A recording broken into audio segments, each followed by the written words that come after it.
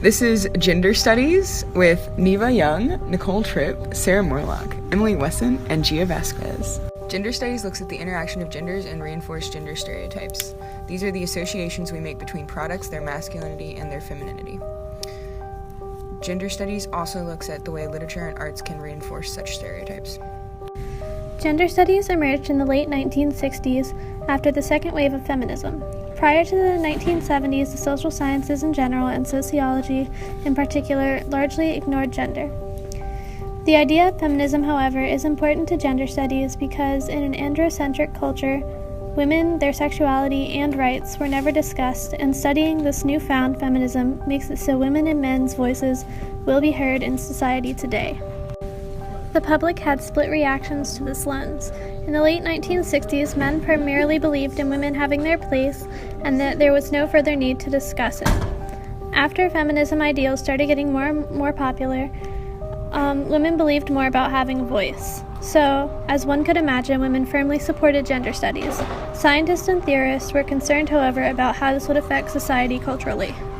Gender studies covers different areas of sexuality, gender roles, male and female stereotypes, diversity and differences between genders, and some aspects of feminism. Lucy Iroquois, Michelle Folcott, Lee Edelman, Suzanne Clisby, and Laura Mulvey are critics who use the gender studies lens.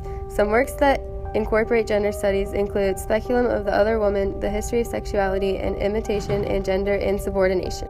When reading through a gender studies lens, some questions to ask while reading include: what elements of the text can be perceived as masculine or feminine? How do characters support the traditional roles of male and female? How does the text contribute to knowledge on sexuality? How does the text illustrate the problems concerning sexuality and sexual identity? Feminism is the advocacy for women's rights and equality of the sexes. The gender studies was actually influenced by the feminist movement in the 60s, but it is different because it adds women into men's studies, recognizing both as genders. Feminism is important to the gender theory because it helped women's voices be heard in society today.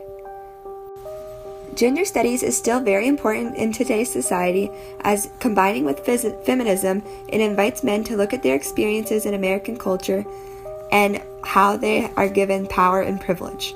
It also gives men to not see themselves as the norm, but as gendered human beings right along next to women.